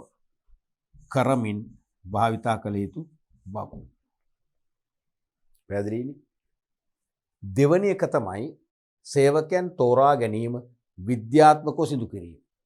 සේවකයන් තෝරා ගැනීම විද්‍යාත්මකව සිදු කිරීම. දැන් අපි වැඩ කළ හැකි ඵලදායී හා කාර්යක්ෂම ක්‍රමය. නැත්තම් one best way. one best way නෙමෙයි කියන්නේ. මේකෙන් කියන්නේ one best way තේරෙනවද? one best way. one best way තමයි මේ කියන්නේ. මේ ක්‍රමය තෝරගත්තට බෑ. මොකද්ද? සේවකයන් තෝරා ගැනීම විද්‍යාත්මකව සිදු කරන්න ඕනේ. මොකද අපි හොඳම ක්‍රමයේ තෝරගෙන තියෙනවා. හොඳම ක්‍රමයේ ඇත්තරම ක්‍රියාවට නගන්න සක්‍රිය කරන්න හොඳම සේවකුන් තමයි වැඩ කරන්නේ. සේවකයොත් හොඳම අය වෙන්න ඕනේ. තේරෙනවද? අපිට සේවකයන් මෙයා කියන්නේ මෙතන සේවකයන් අනුකම්ප කරන්න බෑ. සේවකයන් අනුකම්ප අපි සේවකයට හොඳට ගෙවනවා. එයා අපිට අවශ්‍ය ටාගට් එකට වැඩ කරන්න ඕනේ. ඒක තමයි මෙයාගේ අදහස. තේරුණාද? මෙයා සිසු දේවල් ගැන තරම් තකන්නේ. සේවකයාට නිවාඩු, එයාගේ සමාජීය අවශ්‍යතා, මානසික පැත්තේ වැඩක් නැහැ. අපි ඔයාට ගෙවනවා, ඔයා වැඩ කරන්න ඕනේ. එහෙනම් ඒ සදා හොඳම සේවකයෝ කියන්නේ මොකද්ද? දැනුම තියෙන, පළපුරුද්ද තියෙන, උනන්දුව තියෙන සේවකයෝ. තේරෙනවද? සේවකයන් තෝරාගැනීම කියන එකයි දැනුම තියෙන. අනිවාර්යෙන් දැනුම තියෙන්න ඕනේ. පළපුරුද්දක් තියෙන්න ඕනේ. පළපුරුද්ද අත්දැකීම් තියෙන්න ඕනේ. තේරෙනවද? ඒ වගේම උනන්දුව තියෙන්න ඕනේ. කැපවීම වැඩ කරන්න පුළුවන් අය. හරිනේ. මේ ඒකනේ හොඳ සේවකයෙක්ගේ ගුණාංගනේ. දැනුම තියෙනවා, උනන්දුව තියෙනවා, කැපවීමේ හැකියාව තියෙනවා, පළපුරුද්ද තියෙනවා. එවැනි සේවකයන් විද්‍යාත්මක කියන්නේ නිවැරදි තෝරා ගැනීමේ ක්‍රම තුලින් අපි තෝරා ගන්නවා. උදාහරණයක් වශයෙන් කාර්මිකයෙක් කියන්නකෝ දරුවනේ මෙකැනික් කෙනෙක් යන්ත්‍ර සූත්‍ර සම්බන්ධයෙන් යන්ත්‍ර සූත්‍ර අබලන් වුණාම අලුත් වැඩියා කරන්න ඒ වගේ කෙනෙක් එහෙතර කාර්මිකයෙකුට අපි ලිඛිත පරීක්ෂණයක් යන්ත්‍රෝපකරණ ගැන යන්ත්‍රවල ක්‍රියාකාරීත්වය ගැන ප්‍රශ්න පත්‍රයක් දීලා පිළිතුරු ලියලා අපි ඒකෙන් යාව තෝරගන්න යනවා. සාර්ථක නැහැ. සමහරට යා ඊතරම් අධ්‍යාපනයක් ලැබුව කෙනෙක් නෙවෙයි. එයාට ලියන්න තේරෙන්නේ නැහැ. එයාට ලිවීමේ සාහිත්‍ය නැහැ. එයාට ගලපන්න තේරෙන්නේ නැහැ ඕගොල්ලන්ට වගේ. තේරුණාද? එයාට අනික ඒක ලියන්න පුළුවන් කියමුකෝ. එයා සබ්ජෙක්ට් එක ලියන්න පුළුවන්. නමුත් වැඩ කරන්න දැන නැත්නම් වැඩක් නැහැ. කාර්මිකයාගෙන් ඕනේ අපිට ලිවීම නෙවෙයි. තේරෙනවද? සාහිත්‍ය නෙවෙයි. අපට ඕනේ වැඩ. ඒ නිසා නිවැරදි තෝරාගෙන ක්‍රමයක් අනුගමනය කරන්න ඕනේ. කාර්මිකයෙක් තෝරගන්න ඕනේ ලිඛිත පරීක්ෂණයකින් නෙවෙයි. තේරුණාද? මොකද පසුතල පරීක්ෂණයකින් නෙවෙයි. මනෝවිද්‍යාත්මක පරීක්ෂණ වැඩක් නැහැ. ඕනේ ප්‍රායෝගික පරීක්ෂණයක් වෙන්න ඕනේ. අන්න ඒ වගේ පරීක්ෂණෙන් තෝරගත්තොත් අපි නිවැරදි වැඩ කරන්න පුළුවන් කාර්මික තෝරගන්නේ එතකොටයි. ඒ නිසා මේකෙන් කියන්නේ ඒකයි හොඳ ඒක දැනුම තියෙන, පළපුරුද්ද තියෙන, උනන්දුව තියෙන සේවකෝ නිවැරදි තෝරා ගැනීමේ ක්‍රමයක් මගින් විද්‍යාත්මක කියන්නේ ඒකයි. නිවැරදි තෝරා ගැනීමේ ක්‍රමයක් මගින් තෝරගන්න කියන එක මේ කියන්නේ. එහෙනම් දැනුම පළපුරුද්ද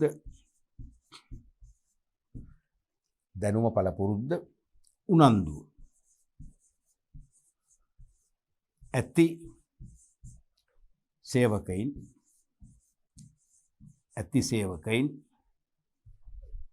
නිවැරදි තෝරා ගැනීමේ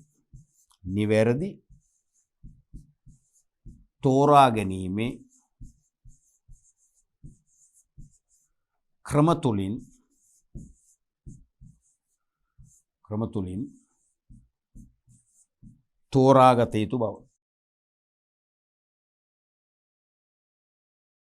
තෝරාගත යුතු බව. උදාහරණ කාර්මිකයෙකු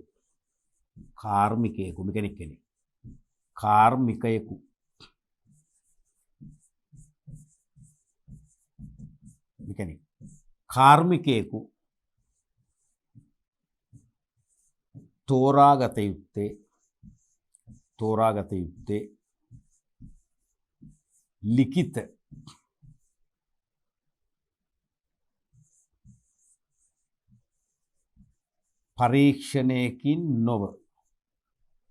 පරීක්ෂණයකින් නොව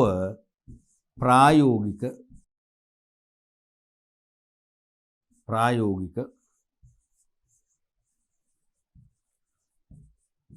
පරීක්ෂණයකින් නැත්නම් ප්‍රැක්ටිකල් ටෙස්ට්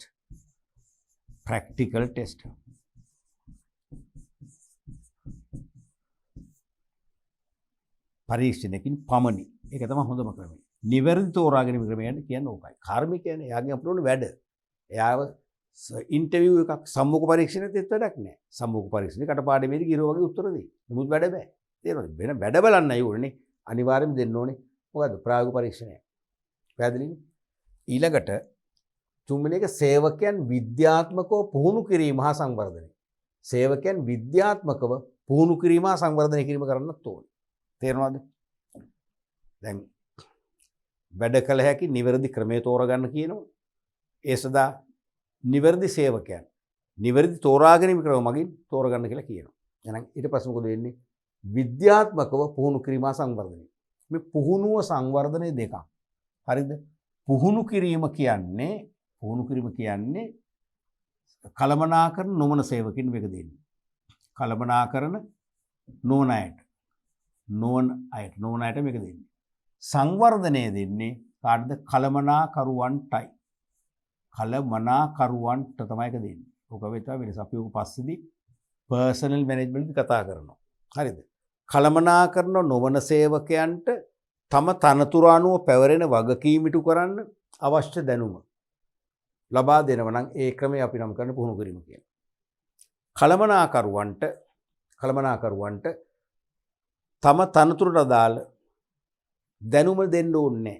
කළමනාකරු අධ්‍යාපනයක් උසස් අධ්‍යාපනයක් ලැබුවා අය. ඒතකොට කළමනාකරුවන්ට අපිට වැඩ උගන්වන්න බෑ.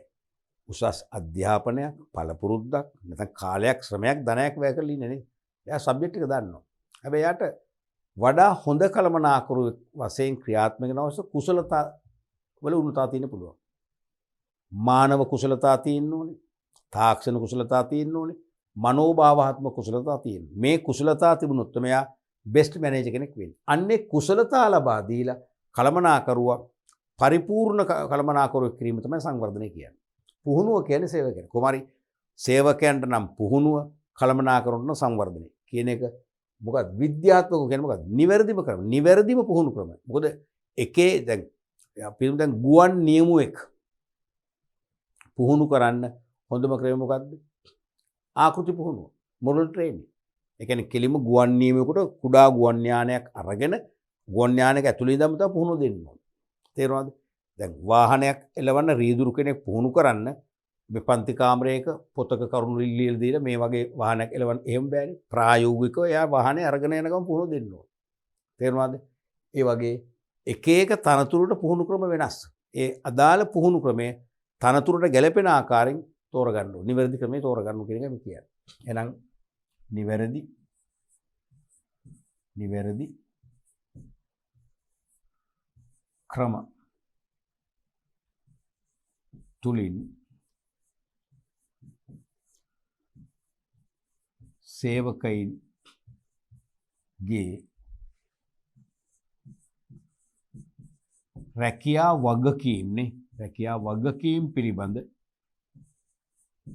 රැකියා වගකීම් පිළිබඳ දැනුම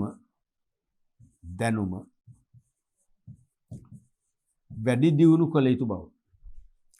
දියුණු කළ යුතු බව තමයි අදහස් කරන්නේ. ඊළඟ එක තමයි කළමනාකරණය සහ සේවකයන් අතර සමීප සහයෝගයක් පැවතිය යුතු බව. කළමනාකරණය සහ සේවකයන් අතර සමීප සහයෝගයක් පවතින්නත් ඕනේ. තේරුණාද? දැන් කළමනාකරුවෝ සේවකයෝ පැති දෙකක ඉඳලා හරියන්නේ නැහැ. තේරුණානේ? නිරන්තරයෙන් ඔවුන් අතර අන්‍යෝන්‍ය සහසම්බන්ධයක් තියෙනවා. දැන් කළමනාකරණයට සේවකයන් පිළිබඳ අවබෝධයක් තියෙනවා. සේවකයන්ට කළමනාකරණයේ මැනේජ්මන්ට් එක පිළිබඳ අවබෝධයක් තියෙනවා. එහෙම අන්තර් අවබෝධයක් තිබුණම අනිවාර්යයෙන්ම සේවකයන් නිතරම කළමනාකරණයේ ඉලක්ක ළඟා කර දෙන්න සහාය දක්වන ක්‍රියාශීලී සේවකයෝ වෙන්න ඕන. ඒ වගේම සේවකයන්ගේ සුබ සාධනය ගැන හිතලා සේවකයන්ගේ සුබ සාධනය පහසුකම් වැඩි කරන්න කළමනාකරණ ක්‍රියාත්මක වෙන්න ඕන. එහෙම වුණොත් තමයි සමීප සහයෝගයක් ඇති වෙන්නේ. නැත්නම් සේවකයට වැටුප් ගෙවලා වැඩ කරන්න ඕන කියලා එයාගේ වැඩ ගන්නම ක්‍රියාත්මක වුණොත් අන්න සේවක කළමනාකරන සමීපත්වයේ සහයෝගීතාවයේ බිඳ වැටෙනවා. ඒ වුණොත් ආයතන ඉලක්ක වලට යන්න බෑ. තේරුණාද? එහෙමනම් කළමනාකරුවන්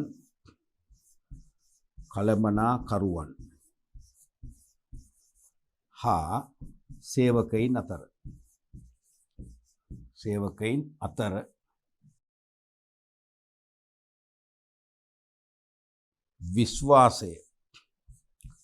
විශ්වාසය හා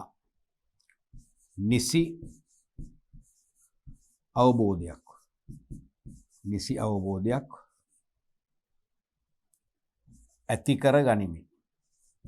ඇති කර ගනිමින් යහපත් සම්බන්ධතාවයක්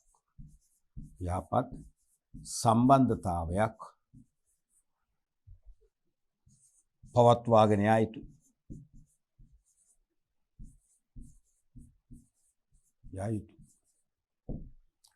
මෙන්න මේ මූලධර්ම හතර ක්‍රියාත්මක වෙනවා නම් අනිවාර්යයෙන්ම one best way කියන විද්‍යාත්මක කළමනාකරන චින්තනයේ ආයතනයක් තුල දිගහැරෙනවා. ඉලක්ක වලට පහසුවෙන් ගමන් කරන්න පුළුවන් කියන එක තමයි ටේලර් විග්‍රහ කරන්නේ. අපි බලමු ඊළඟට විද්‍යාත්මක කළමනාකරණය පිළිබඳ විවේචනක් තියෙනවා. මේක හොඳ චින්තනයක් වශයෙන් ලෝක වැළඳගත්තු වගේම වෙනත් ගුරුකුලවල ඉන්න කළමනාකරුවන්, සමාජ විද්‍යාඥයින්, ඉංජිනේරුවන් මේක විවේචනයට බඳුන් කරනවා. ඒ පැති කීපයක් තුන. එකක් තමයි තාක්ෂණික ශිල්පක්‍රම පිළිබඳව ඊටාම අධික අවධානය. ඒක තාක්ෂණික ශිල්පක්‍රම කෙරේ ඕනවට වඩා අවධානය මේකෙන් යොමු කරනවා. තේරුණාද? ඒක වැඩක් නැහැ. ඒ කියන්නේ සේවකයාගේ මානසික පැත්තත් හිතන්න ඕනේ. ඒ මානසික පැත්ත ගැන බලන්න පුළුවන්කම තියෙද්දි තාක්ෂණික ක්‍රම පිළිබඳව ඊටාම අවධානය යොමු කරනවා. ඒ කියන්නේ තාක්ෂණික ක්‍රම හඳුන්වලා දෙමින් වැටුප් සහ දීමනා වැඩි කිරීමෙන් සේවකයන් උපරිම වැඩ ගන්න පුළුවන් කියන මතයෙන් තියෙන්නේ. ඒක සාර්ථක නැහැ කියන එක තමයි විවේචනය වෙන්නේ. අනික ඊටමත් යාන්ත්‍රික වීම. මේක යාන්ත්‍රිකයි. සේවකයට ගෙවීම් කරනවා, සේවක වැඩ කරනවා. තවත් ගෙවීම් කරොත් වැඩියෙන් වැඩ කරනවා. තවත් ගෙවීම් කරොත් තවත් වැඩියෙන් වැඩ කරනවා. යාන්ත්‍රිකයි. මානසික සම්බන්ධතා මුකුත් මේකේ නැහැ. තේරුණාද? ආයතනයේ කණ්ඩායම් හැසිරීම සහ බලපෑම අමතක කිරීම. අමතක කිරීම. අනිවාර්යයෙන්ම ආයතනයේ කණ්ඩායම් හැසිරීම ගැන හිතන්න ඕනේ. දැන් ඕනම ආයතනයක සේවක කණ්ඩායම් තියෙනවා. වැඩ කණ්ඩායම් තියෙනවා. තේරෙනවද? විධිමත් කණ්ඩායම් වෙන්න පුළුවන්, අවිධිමත් කණ්ඩායම් වෙන්න පුළුවන්. ආයතනයේ විසින්ම එකම ශ්‍රේෂ්ඨයේ වැඩ කරන සේවකයන් 4ක් 5ක් 6ක් වගේ කණ්ඩායම් වලට හදලා අපි කියනවා තත්ත්වකව කියලා quality circles හදලා තියෙනවා. ඒගොල්ලන්ට පැවරුණු වගකීම් ටික ඒගොල්ලෝ සාකච්ඡා කරලා ප්‍රශ්න ඇතුළාම විසඳගෙන ඉදිරියට යන්න ඕනේ. තව තියෙනවා අවිධිමත් කණ්ඩායම්, සේවකයන් විසින් ඇති කරගත් කණ්ඩායම්. මෙන්න මේ සෑම කණ්ඩායම් හැසිරීමකම සහ බලපෑම් ගැන හිතන්න ඕනේ. ඒ කණ්ඩායම් හැසිරීම යහපත් නම් අපි ඒක දිගටම ක්‍රියාත්මක වෙන්න දෙන්න ඕනේ. කණ්ඩායම් හැසිරීම අහිතකර නම් ඒ කණ්ඩායමේ වෙනස්කම් කරන්න ඕනේ. කණ්ඩායම අනිවාර්යයෙන්ම වෙනස්කම් ඇති කරලා ඒ කණ්ඩායමේ සමාජිකයන් අපි තුමු ආයතනයේ ශාඛා අතර අංශ අතර විසුරු හැරීමක් කරලා ඒ කණ්ඩායම මෙතනින් බැහැර කරන්න ඕනේ. ඉතින් ඒව ගැන අවධාරණය කරන්නේ නැහැ. මෙයාගේ මේ චින්තනයේ හරය වෙන්නේ සේවකයට හොඳ ගෙවීම් කරනවා නම්, ඉහළ වැටුප් පහ දීමනා දෙනවා නම්, එයාට නව තාක්ෂණික ක්‍රම හඳුන්වලා දීලා වැඩ කරන්න පහසුවක් කරනවා නම් එයා වැඩ කරන්න ඕනේ. කියන මතෙමනේ ඉන්නේ. තේරෙනවද? ඒක තමයි මේ ගැටලුව. මානසික හැඟීම් අවශ්‍යතා නොසලකා හැර ඇත. මානසික හැඟීම් සහ අවශ්‍යතා මේකෙදි ගණන් ගන්න නැහැ. දැන් මානසික හැඟීම් පැත්ත තියෙනවනේ. සේවකයට කිසියම් අසනීප තත්වයක් හදිසිය ඇති වෙන්න පුළුවන්. ඒත් එයා වැඩ කළ යුතුයි. ඇයි? එයාට ගෙවනවනේ. ඒතර මානසික පැත්ත නැහැ. එයා වැඩ කළ යුතුයි. අපි ඔයාලට ගෙවලා තියෙන නිසා ඔයා වැඩ කරන්න ඕනේ. ඔයාට විවේකයක් දෙන්න බෑ. ඔයාට ආයතනෙන් විවේකාගාරට යන්න අවස්ථාවක් දෙන්න බෑ. අන්න ඒ වගේ ටිකක් දඩබ්බරයි. මේ න්‍යාය දඩබ්බරයි. තේරුණාද? ඊළඟට මුදල් හැර රැකියා තෘප්තිය කෙරෙහි බලපාන අනෙකුත් සාධක අමතක කර දැමීම. හරිනේ, මුදල්ම තමයි වැටුප් විතරයි. මුදල් හැර රැකියා තෘප්තිය කෙරෙහි බලපාන තව සාධක තියෙනවා. ඒවා අමතක කරලා තියෙනවා. උදාහරණ වශයෙන් සමාජීය අවශ්‍යතා. දැන් සේවකයන් තුළ සමාජීය අවශ්‍යතා තියෙනවනේ. දැන් සේවකයෝ යම් රැකියාවකට ඒක රාශී වෙනකොට උතන්ට එනවා ක්‍රීඩා කරපු අය. ඒ ක්‍රීඩා කරපු අයට අවශ්‍ය වෙනවා ආයතනය තුල ක්‍රීඩා කණ්ඩායමක් ඇති කරගන්න. දැන් ලංකාවේ වෙළඳ සේවා තරඟාවල තියෙනවා. ඒකට යන්නේ ව්‍යාපාරවල ක්‍රීඩා කණ්ඩායම්. තේරෙනවද? අන්න ඒ වගේ සමාජීය අවශ්‍යතා. ඊළඟට අඩු ගානේ වර්ෂයකට වරක් ආයතනයේ ගානේ සංචාරයක් යන නැත්නම් ට්‍රිප් එකක් යන්නේ. චාරිකාවක් යන්නේ. වර්ෂයක් අවසානයේ විශේෂම සිංහල අවුරුද්ද නැත්නම් නත්තල ඒ වගේ සාදයක් පවත්වන්න. තේරුණාද? සුවදහමුවක් පවත්වන්න. ඒ වගේම පවුලේ අයට විනෝදකාමී වැඩසටහන ක්‍රියාත්මක කරන්න. අපේක්ෂා කරනවා. එහෙම ලැබෙනවා නම් අපි ඒ ආයතනයට කැප වෙනවා. මහන්සිලා වැඩ කරනවා. දැන් ඒ වගේ සමාජීය අවශ්‍යතා මේකේ සලකා බලන්නේ. තේරුණානේ? අනිත් එක තමයි සේවකයන් මත අධික පීඩන නිසා සේවකයාට ස්ට්‍රෙස් එක වැඩි. ගෙවනවා තමයි. ගෙවුවට සේවක වැඩ කරන්න ඕනේ. ලොකු ස්ට්‍රෙස් එකකින් පීඩනයක් තියෙනවා. සේවකයට පීඩනයට පත් කරනවා කියන්නේ සේවකයාගෙන් දිගු කාලේ අපට අවශ්‍ය සේවය ලබා ගන්න හම්බෙන්නේ නැහැ. එක්කෝ ඒ සේවක ආයතනේ හැර යනවා. එක්කෝ ඒ සේවක රෝගී බවටපත් වෙනවා. එක්කෝ සේවක මානසික රෝගීත් අතරපත් වෙනවා. තේරෙනවද? ඒ නිසා අනිවාර්යයෙන්ම සේවකයාට අධික පීඩනය හොඳ නැහැ. ඒ පීඩනයට ලක්වීම මේ න්‍යාය සිදු වෙනවා. අනික රැකියාව විශේෂීකරණය. මේ නිසා රැකියාවේ ඒකාකාරී බව තුළින් නීරස බව ඇති වෙනවා. දැන් මෙතනදී රැකියාව විශේෂීකරණයක් ඇති වෙනවනේ. ඒ කියන්නේ නිවැරදි තෝරා ගැනීමේ ක්‍රම තුලින් යම් තනතුරකට පත් කරගත්නවා කියන්නේ තනතුරට හිමි වැඩ කොටසක් තියෙනවා. ඒ වැඩ කොටස තමයි හැමදාම කරන්නේ.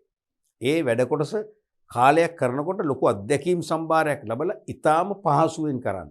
අඩු කාලයකින් කරන්න. ඒ කියන්නේ මොනවද අනතුරුදායක තත්ත්වයන්ගෙන් මිදිලා කරන්න. නිවැරදිව කරන්න දරුම ලැබෙනවා. නමුත් ඒ ඉම්පස්සි පීරියඩ් එකට මොකද වෙන්නේ? ඒක නැවත නැවතත් කරනකොට කාර්ය නීරස වෙනවා. ඒ කියන්නේ එකම කාර්යයක නියුක්ත වෙනකොට මොකද නැති විවිධත්වයක් නැති වෙනවනේ. අපි හැමෝම කැමති විවිධත්වයක් අත්දකින්න. තේරුණාද? එකම කාර්යයක දිගින් දිගටම නියුක්ත වෙද්දී විවිධත්වයක් නැති වෙනවා. ඒ නිසා කාර්ය නීරස වෙනවා. නීරස වුණා මොකද වෙන්නේ? රැකියාව කරන්න ඕන ජීවත් වෙන්න සදා. අපි රැකියාව කරන්න කැමැත්තෙන් නෙවෙයි. අපි රැකියාවේ නියුක්ත වෙන්නේ අලස බවකින් යුක්තව. අන්න ක්‍රියාශීලී බව ගිලිහිලා යනවා. අලස බවකින් වැඩ කරද්දී ආයතනයේ නිෂ්පාදනයේ ගුණාත්මක තත්වයේ ඵලදායීත්වය මොකද වෙන්නේ? පහළ යනවා. තේරෙනවද? අන්න ඒ පැති ගැන මේ න්‍යායෙන් හිතන්නේ නැහැ කියන එක තමයි විවේචනය වෙන්නේ. ඔව් දරුවනේ එතකොට මේ F.W. ටේලර් ෆ්‍රෙඩරික් වින්ස්ලෝ ටේලර් කියන මහා කළමනාකරුවා නැත්නම් ඉංජිනේරුවරයා කුඩාම රැකියාවකින් වැඩ ආරම්භ කරලා ඒ රැකියා ස්ථානයේ ඉහළම තනතුරට ගිහිල්ලා අත්දැකීම් ලැබලා හදපු චින්තනය තමයි විද්‍යාත්මක කළමනාකරණ චින්තනය. ඒ කියන්නේ the one best way theory එක. ඒ කියන්නේ යමක් කරන්න පුළුවන් හොඳම ක්‍රම කීපයක් නැතින එකයි ඒ නිවැරදි ක්‍රමය තෝරාගෙන ක්‍රියාවේ දාන්න. ඒකෙන් ප්‍රතිඵල ලබන්න පුළුවන් බව. සහ සේවකයන් කියන්නේ කවුද? ආර්ථික සත්වයේ. ඒ කියන්නේ සේවකයා මුදල් මත ක්‍රියාත්මක වන මුදල් මත සක්‍රිය වන පුද්ගලයෙක්. සේවකයට වැය කරන ශ්‍රමයට ඉහළ වැටුප් සහ ප්‍රතිලාභ දෙනවා නම් එයා කැමැත්තෙන් උනන්දුවෙන් කැප වෙලා වැඩ කරනවා. ඒ නිසා එයාට සාධාරණ වැටුප් ප්‍රතිපත්තියක් හදලා ඉහළ වැටුප් සහ දීමනා ලබා දීලා එයාගෙන් අපේක්ෂිත වැඩ ප්‍රමාණය ලබා ගත හැකි බව තමයි මේ න්‍යායෙන් කියන්නේ. එතකොට මේ න්‍යාය විවේචන වෙනවා. එතකොට සේවකයාගේ මානසික හැඟීම් අමතක කරනවා. සේවකයාගේ විවේකය, එකට සහයෝගයෙන් වැඩ කිරීම, ඒ වගේම සමාජීය අවශ්‍යතා, වාර්ෂික සුවදහමුවක් පැවැත්වීම, වාර්ෂික චාරිකා, ඒ වෙනි දේවල් මුකුත් මෙතන බල ගන්නවන්න කැමති නැහැ. සේවකයාගේ තනතුර අනුව ඉහළ වැටුපක් සහ දීමනවත් දෙනවා. දීලා එයාගෙන් වැඩ ගන්නවා. එයා වැඩ කරනවා කියන පූර්ව උපකල්පන මෙතන තියෙනවා. දැන් එය අදටත් වළංගුයි නැතුව නෙවෙයි. අපිට 100%ක්ම මේක නිෂේධනය කරන්න බෑ. මොන මානසික පැත්ත ගැන බැලුවත් මොන වාර්ෂික සුවදහමු පැවැත්වුවත් සේවකයාට සාධාරණ වැටුපක් ගෙවන්න නැත්නම් සේවකයා වැඩ කරන්නේ නැහැ. උපරිමය දෙන්නේ නැහැ. සේවකයාගෙන් උපරිමය ගන්න නම් අනිවාර්යයෙන්ම ප්‍රමාණවත් වැටුප් ඉහළ දීමනා දෙන්න. ඒක මේකේ කරනවා අනිවාර්යයෙන්. තේරෙනවද? ඒ නිසා අනිවාර්යයෙන්ම අදටත් කළමනාකරණයේදී ඉහළ වැටුප් සාධාරණ වැටුප් ප්‍රතිපත්තියක් අනුගමනය කළ යුතුයි කියන මතය උපුටාගෙන තියෙන මේ න්‍යාය හරහා. නමුත් මේකේ දුර්වලතාව වශයෙන් කියන්නේ සේවකයාගේ සමාජීය වටිනාකම්, සමාජීය අවශ්‍යතාවයන් ගැන නොසලකා හැරලා තියෙනවා. සේවකයා දැඩි පීඩනයට පත් කරනවා. මොකද ගෙවීම් තුලින් ගෙවීම් වැඩි කරන සේවකයාත් වැඩ කරනවා. නමුත් සේවකයා ඉක්මනට හැක් වෙනවා. සේවකයා ඉක්මනට පීඩනයට ලක් වෙනවා. අන්න ඒ වගේ විවේචනත් මේකේ තියෙනවා. හොඳ මෙන්ම නරකක් තියෙනවා. ධන මෙන්ම ඍණක් තියෙනවා. පැහැදිලිද? රයිට්. අපි දරුවනේ අද පාඩම් පරිච්ඡේදය තුලින් කළමනාකරණේ තවත් හොඳ පියවර කීපයක් අනුගමනය කරා. කළමනාකරණේ ප්‍රධාන ගුරුකුලයන් දෙකක් ගැන අපි කතා කරන්න ආරම්භ කළා. එකකින් සම්ප්‍රදායික ගුරුකුලයට අයත් ප්‍රධාන න්‍යායන් දෙකක් කතා කරා. එකක් තමයි හෙන්රි ෆේවල් විසින් හඳුන්වා දීපු පරිපාලන න්‍යාය. ඒක ඉතාම හොඳ න්‍යායක්. ඒ පරිපාලන න්‍යාය මගින් තමයි කළමනාකරණේ විප්ලවීය වෙනසක් ඇති වුණේ. ඒ කියන්නේ කළමනාකරණය කියන එක විෂයක් වශයෙන් නැත්නම් ව්‍යාපාරවල සාර්ථකත්වයට යොදාගත හැකි මෙවලමක් වශයෙන් පාවිච්චි කරන ගත්තේ ක්‍රියාත්මක කරන ගත්තේ හෙන්රි ෆේවල්ගේ පරිපාලන න්‍යාය හඳුන්වා දීමෙන් පස්සේ. අන්න එතකොට ඒ පරිපාලන න්‍යාය බොහෝ ව්‍යාපාර ආදේශ කර ගැනීමත් සමගම එම ව්‍යාපාර තිබුණු තත්වයට වඩා ඉතා ඉහළ තත්වයකට ඉතා කෙටි කාලයක් තුළ ගමන් කරා. ඒ නිසාම ඒ න්‍යාය හඳුන්වා දීලා ව්‍යාපාරවල සාර්ථකත්වයේ කෙටි කාලයකින් ඉහළට යන්න මඟ පෙන්වූ කෙනා නිසා එයා අද සාදරයෙන් ගෞරවයෙන් සලකනවා කළමනාකරණේ පියා වශයෙන්. ඊට අමතරව අපි කතා කරා විද්‍යාත්මක කළමනාකරණ චින්තනය F.W. ටේලර්ගේ. ඒ කියන්නේ විද්‍යාත්මක කළමනාකරණ චින්තනයේ තුලුත් වර්තමාන ව්‍යාපාර ලෝකේ අනිවාර්යෙන් වැඩ ගන්නවා. ওই වගේ ප්‍රධාන න්‍යායන් දෙකක් කතා කරා. අපි ඉදිරි පාඩම් පරිච්ඡේදවලු තවත් න්‍යායන් දෙකක් කතා කරලා අපි කළමනාකරණයේ ඉදිරි කටයුතු සාර්ථකව සාකච්ඡා කරන්න බලාපොරොත්තු වෙනවා.